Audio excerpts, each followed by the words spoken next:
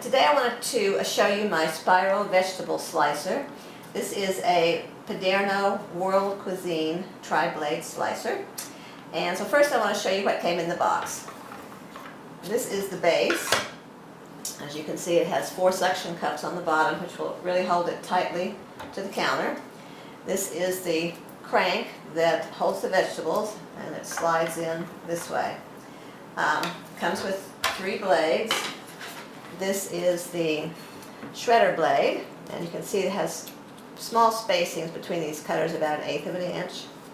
Also has a hole up here which cuts kind of a core through the vegetable, and it also holds it in place when you're turning the crank. There's also a chipper blade, which is much like this one. It just has a larger spacing, which makes larger cuts. It's good for like curly fries. This one is the flat blade, and it will make thin slices of apples or potatoes or anything that you want to be sliced like ribbon slices. So there is a compartment to store the blades on this side, which is really the back side, but you can see it snaps in there really tightly so it doesn't fall out when you're using the slicer. Now sometimes it's even hard to get them out, but if you push down a little bit and before you pull, they'll come right out. So let me turn this around now, and we're going to start with the shredder blade, the smaller one. Okay, the first thing you need to do is make sure that it's firmly attached to the counter so it doesn't go sliding when you push on the handle. So if you push down on each leg of the slicer, as you can see, it is firmly in place. It's not going to go anywhere. So I want to start out first with a zucchini, because we can make fantastic zucchini noodles with this. Usually I wouldn't cut the zucchini in half, but I'm going to do it today just so I can show you different ways to use it. So let's start with some zucchini noodles. So you place the zucchini in the center of the circular core cutter that I showed you earlier, and then push the prongs up so it holds the zucchini in place.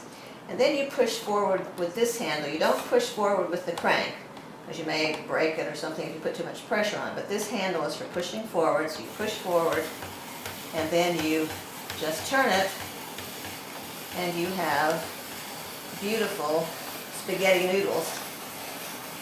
Now, you can use these to replace the pasta in your favorite spaghetti recipe. Maybe you're just trying to cut down on your calories, or maybe you have an allergy to wheat. But they are delicious. You can eat them raw, which is the way I like to do it, or you can saute them a little bit to make them softer before you put them, before you use them with your spaghetti sauce. So let me get these out of the way. Look at that. It's amazing. Okay, I'm going to put these to the side, and then next I want to show you how to make a zucchini slaw. Now you saw how long those noodles were. Sometimes you don't want your noodles to be that long, depending on what you're fixing, but definitely for slaw I don't want them to be that long. So I'm going to take this piece of zucchini and I'm going to cut down one side of it about 1/2 inch. Now if you want it even shorter than that, you can cut the other side as well. You just have to be careful not to cut all the way through, or it won't work nearly so well. Now when you finish, like I finished with my spiral zucchini noodles, you have basically, I call it a toadstool, but this is the core that was cut out, and this is a piece that's left on the end. We don't need to throw it away. Just get some ranch dressing and eat it. It will be delicious. Okay, so let me show you now how to do a zucchini slaw. Okay, now push forward on the handle, and you can see right away that these pieces are much smaller and shorter than the first ones I did, which is good because that will work much better for the zucchini slaw. Alright, so I'm going to finish this piece. Okay, and let's get that out of the way. And I'm going to put this down here in the bowl. Push that to the side, because now I'm going to take my cabbage. Now when you make your zucchini slaw, you can put anything that you want to. Maybe you like onions or carrots or bell peppers or whatever you like to go in is fine. I like to put some red cabbage in mine. I'm going to use the same slicer that I had, put this on here, and center it on that circular hole. And then again, just press forward. And you can see it doesn't take any time at all if you've got all kinds of shredded cabbage. And it's shredded nicely because they're all the same thickness. And so it makes a great addition to your slaw. Okay, well the other thing that I like to put in my slaw is some apple. So let's go ahead and add a little apple to the slaw. Now when you're doing an apple, I like to go ahead and core the apple because this little slicer that cuts out the core is not really big enough to cut the entire core out of an apple. So I like to take my apple core and do that first. Okay, so there we are. And I didn't quite cut it straight, so I'm just going to do a little better job here. Can you see that? Okay. Oh. Okay. All right, so now let me put that on here. Again, now I've got a hole, but I'm still going to put that on the circular cutter for the core. And I'm going to add just a little bit of apple spirals here. Sorry. Okay, now I could have cut that down the side and would have made these shorter, which I probably should have done. But in any case, here you have zucchini, slaw, and apples, and just in a few minutes cut up into a beautiful slaw. So I usually take that and put it in the bowl. Okay. And sprinkle on top of that. I like to put some craisins or dried cranberries and some chopped up nuts. So there you have it, just in a few minutes, a beautiful zucchini slaw that is absolutely delicious. Okay, now let me put this to the side. And I want to stop at this point in time and show you just how easy it is to clean this slicer. So you want to get it unstuck from the counter, and they provide these little tabs on the bottom that you can wiggle to the side, and that will loosen it up. Do that on each leg, and it comes right off the counter. So then I take the blade out. And sometimes if it doesn't want to come, I push on the back a little bit because it fits in there very tightly. And if you wash it just as soon as you finish, cleanup is very easy. I have a little toothbrush here to make sure I'm not standing in your way. A little toothbrush, and I just brush it off. And there it is. It's that easy. Okay, this part also, we'll just rinse that off. Side. And the same thing here. Rinse it. And you're good to go. Okay, now, when I put it back on the counter, I like to make sure that the bottom of the feet are dry so that it will stick to the counter. Okay, so you go through the same thing again, push down each leg, and there it is, good and tight. Okay, so that's how easy cleanup is. Now, let me show you another thing that I think is just delicious and fun, and that is the sweet potato fries. So this is the other blade. This is what they call the chipper blade. So it makes the slices and the spirals just a little bit thicker. Okay, so let me get the sweet potato. And I've already peeled it. And if you want those to be a little bit shorter, which is probably a good idea for the sweet potato fries, because I'm just going to cut down one side of it.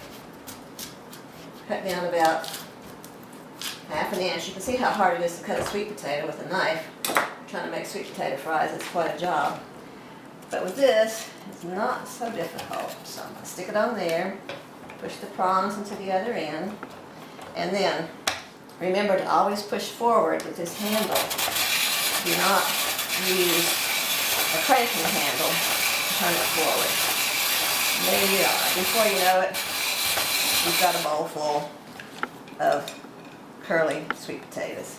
Now I like to take these and put them in a skillet with just a little bit of butter and saute them. They cook very quickly because they're sliced thin. Saute them, then I sprinkle on a lot of cinnamon and just a little bit of brown sugar, a little bit of salt, and they are absolutely delicious. Okay, so let me just take this off here so I can go on to our next blade, and that would be the flat blade. Oops, got it going everywhere, don't I? I usually am not quite this messy. I usually try to clean things up in between, but in order to save time, we're going to just proceed. Okay, now here is the rest of the apple that I was slicing earlier. This is one thing I love to do with this, and that is to make some of this off of here, make the thin apple slices. Okay, this is the flat blade, and so what you end up with here are just spirals of apple slices, very thinly sliced. And these are great for making what I call fried apples. We used to have fried apples when I was a kid, and my mom would take big slices of apples, still with the peel on, and put them in a frying pan with lots of butter and brown sugar. And I try to do a little bit better than that. I usually take better than that in the sense that it's healthier. Like for each apple, I use about a teaspoon of butter or a teaspoon of coconut oil, put them in the frying pan, and then just saute them until they're soft. It doesn't take very long because they're so thinly sliced. Then I can sprinkle just about a teaspoon of brown sugar on those, and they are delicious. Now, if you want to make it into even more of a dessert, then you can take either some crumbled up graham crackers or some granola, sprinkle on top, and then just a touch of whipped cream, which makes a beautiful dessert, kind of like apple pie, but not nearly the calories of apple pie. Okay, so one more quick thing with this blade, again the flat blade. If you want it to do, this is just a regular potato. This would be great. Also, for making fried potatoes, and probably this should be cut down the side. I forgot about that, but you may want to cut it down the side like I showed you before so the pieces are not quite so long. This would make great fried potatoes as well, or lay these in the oven and do like oven fries. So that would be delicious as well. Okay, I have one more thing I want to show you, which is a discovery that I made by accident, but it is the greatest thing ever because I want to show you what to do with an onion. I hate peeling and dicing onions because I always cry when I do it, and so I don't like to do it. I find myself using dried onions or change the bite. Yeah, or doing things that to avoid cutting up onions. So I'm going to go back to my original shredder blade, put that back in there. And I don't need to slice the onion down the side because of the layers. It's going to come up in small pieces anyway. But I'm going to put the onion on here, and I'm going to show you a discovery that I made, which is amazing. It was worth the price of the slicer to me to be able to do this. So I'm going to slice the onion. This is the absolute greatest version of, for no tears, onion slicing. Now, I have a bunch of spirals here, and what I did when I first did this, I was playing, I guess, and I did an onion, and I thought, well, I don't have any use for that, but I didn't want to waste it, so I just took it and put it in a plastic bag and threw it in the freezer. And then that evening I decided to make spaghetti sauce, and I remembered the onion that was in there, so I went to the refrigerator and got it. So hang on, I'll do that. And when I got it out of the freezer, I thought, well, I don't really need to thaw this because I'm just going to throw it in the spaghetti sauce and it'll cook anyway. So I started mashing down on it to separate it, and what I realized is I was breaking the onions into little pieces, and before I know it, I had a bag full of diced onions. And I have not shed a single tear in doing it. I cut it on the spiral slicer, I froze it for a little bit, and then when you mash on it, it just breaks into little pieces. So there is a bag of beautifully diced onions. That was worth the price of the slicer to me. Okay, I think that's all I need to show you with the blades. Just a couple more points here to bring up. This is made out of plastic, and that may be a concern to some. I know you can buy them made out of stainless steel, but they cost about, I don't know, close to $200, I think, for one of those. So, but this one, if you're concerned about the plastic, it is a very hard plastic, and it's BPA free. But I think the first or second day that I had this, I picked it up. Oops, it sticks really well. Okay. I picked it up, and then, there we go. And I held it like this, and this thing slid out and crashed to the floor, on our tile floor, but it did not break or chip or crack or anything, so it is a very hard plastic as well. Sometimes you may be cutting up vegetables that may stain the plastic, like sometimes the sweet potatoes will stain the plastic, but as you can see, if you just keep using it, keep washing it, then those stains go away. So anyway, this is a fantastic addition to your kitchen. I like using it. I have a mandolin slicer, but I don't use it very often because I'm always afraid of cutting myself. I have a food processor. I don't use that very often because I don't like to clean it. So this one has been fantastic. I use it all the time, and it's just a lot of fun. And so you can get creative and come up with other things to do than what I have shown you today.